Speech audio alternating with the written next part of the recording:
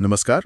आज हम एक बहुत ही व्यक्तिगत कहानी के पन्नों को पलट रहे हैं। हाँ, ये हमें कुछ मराठी नोट्स से मिली हैं। जी, बचपन की यादों से शुरू होती है, फिर पढ़ाई, करियर की मुश्किलें और मतलब खुद को बेहतर बनाने का सफ़र। बिल्कुल। तो हमारा इरादा है इन अनुभवों से जो खास मोड़ निकले, जो संघर्ष रहे और जो सबक मिले, उनको समझना। सही बात है। चलिए शुरू करते हैं एक सपने से। लेखक के पिता का अपना घर बनाने का सपना। हाँ, जो 1995 में पूरा हुआ था। देखते हैं इसका असर कैसा रहा। बचपन की शुरुआत हुई सरकारी क्वार्टर्स में, वो PWD क्वार्टर्स, अच्छा।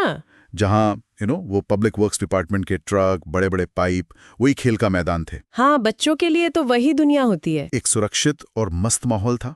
पहली क्लास में फर्स्ट आना वाह। और फिर पाथर्डी जैसे नए शहर जाना, ये जिंदगी के शुरुआती बदलाव थे। बिल्कुल।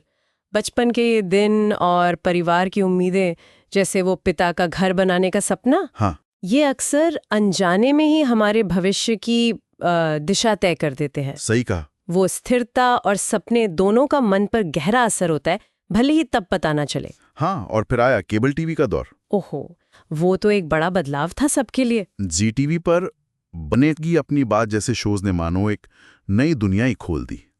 अहमदनगर के डाक बंगले में रहना, नए दोस्त बनाना, ये सब बदलाव का हिस्सा था। और छठी क्लास की एक अंग्रेजी कविता की लाइनें थी, When I fall, I will call। अच्छा। वो जैसे एक प्रार्थना बन गई। और हाँ, नीलेश जैसे दोस्त मिले और माइकल जैक्सन के गाने। ओहो, माइकल जैक्सन। हाँ, खासकर मैन इन द मिरर और हील द वर्ल्ड। वो गाने सोचने पर मजबूर करते थे। बिल्कुल, उनका असर तो था ही। 10वीं तक आते आते गणित, मैथ्स मेरा फेवरेट विषय बन गया। अरे वाह। और इसका पूरा श्रेय जाता है ट्यूशन टीचर को। उन्होंने बड़े मजेदार तरीके से पढ़ाया। ये बहुत जरूरी होता है, एक अच्छा टीचर मिल जाना। मुझे याद है कैसे उन्होंने एक मुश्किल सवाल समझाने के लिए कागज का शंकु मतलब कोन बनाकर दिखाया था। कमाल है, प्रैक्टिकल तरीका। हाँ, गजब की रचनात्मकता थी। और मजे की बात, मैं C डिवीजन में था, जिसे अक्सर कमजोर छात्रों का माना जाता था। पर यूनिट टेस्ट में टॉप करना, वो पहली बार भीड़ से अलग महसूस करने जैसा था। ये बहुत दिलचस्प है।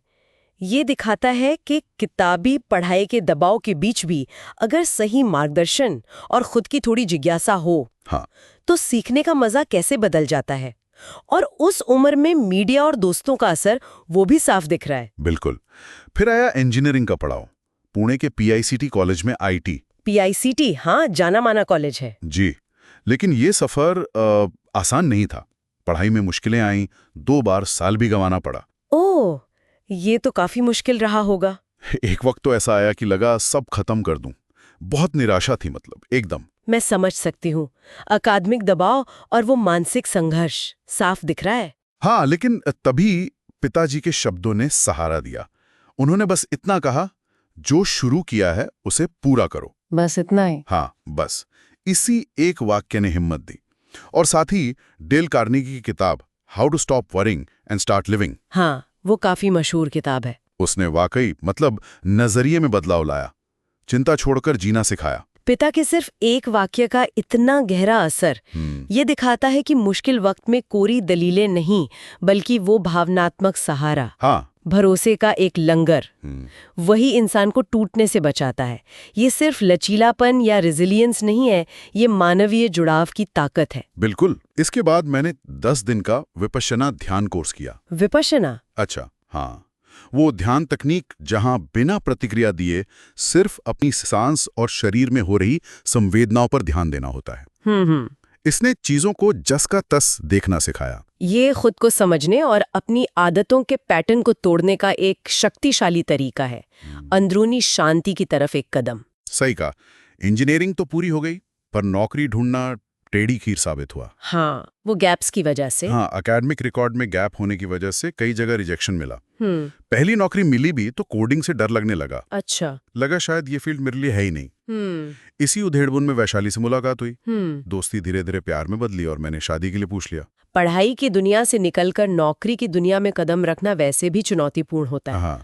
और अगर पिछला रिकॉर्ड साथ ना दे तो और मुश्किल। हाँ। ऐसे में वैशाली जैसे व्यक्तिगत रिश्ते बहुत बड़ा भावनात्मक संबल बन जाते हैं। बिल्कुल, वो दौर भी मुश्किल था। फिर एक कंसल्टेंसी के जरिए दूसरी नौकरी मिली। अच्छा। जिसके लिए अपनी पहली तनख्वाह उन्हें देनी पड़ी। लेकिन यहीं से एक नया आइडिया आया। क्या? मुझे ऑटोमेशन टेस्टिंग सीखनी थी, तो सोचा क्यों ना दूसरों को भी सिखाया जाए। अरे वाह। तो घर पर ही बहुत कम साधनों के साथ मैंने सेलेनियम ऑटोमेशन टेस्टिंग सिखाना शुरू किया। सिलेनियम, हाँ, सॉफ्टवेयर टेस्टिंग, ऑटोमेशन। जी, शुरुआत में कम छात्र थे, पर धीरे धीरे क्लास बढ़ने लगी। फिर मैंने एक कार खरीदने का लक्ष्य रखा और उसे पूरा भी किया। ये छोटी जीत बहुत मायने रखती थी। हाँ, ये छोटी छोटी सफलताएं हौसला बढ़ाती हैं। लेकिन तभी अचानक दादी का निधन हो गया। वो एक बहुत बड़ा झटका था। ओह, ये तो बहुत दुखद है। जरूरत अक्सर नए रास्ते खोल देती है, जैसे आपकी ट्रेनिंग क्लास के साथ हुआ। हाँ, और लक्ष्य बनाकर उसे पाना आत्मविश्वास देता है। लेकिन जीवन में खुशियों के साथ दुख भी जुड़ा है। किसी अपने का जाना, रिश्तों की अहमियत और जीवन की अनिश्चितता दोनों का गहरा एहसास कराता है। सही कहा। तो कुल मिलाकर ये कहानी है गलतियों से सीखने की, खुद को गढ़ने की, रिश्तों को संभालने की और जिंदगी के अनजाने मोड़ों पर भी चलते रहने की। पढ़ाई के संघर्ष से लेकर अपना छोटा सा काम शुरू करने तक हर अनुभव ने कुछ न कुछ सिखाया। बिल्कुल। इन अनुभवों में मुश्किलों से लड़ने की ताकत, वो रेजिलियंस, हाँ, और रिश्तों का गहरा असर, चाहे वो माता पिता हों, दोस्त, वैशाली या दादी, और लगातार सीखते रहने की, अडैप्ट करने की ललक, वो साफ दिखती है। सही है। ये कहानी यही बताती है कि कामयाबी का रास्ता शायद ही कभी सीधा होता है। जाते जाते बस एक सवाल छोड़ जाते हैं सोचने के लिए। जिंदगी के वो कौन से कड़वे अनुभव या असफलताएं रहीं जिन्हें हम अंत समझ बैठे थे, पर असल में वही भविष्य की किसी अनचाही सफलता या विकास की नींव बन गए।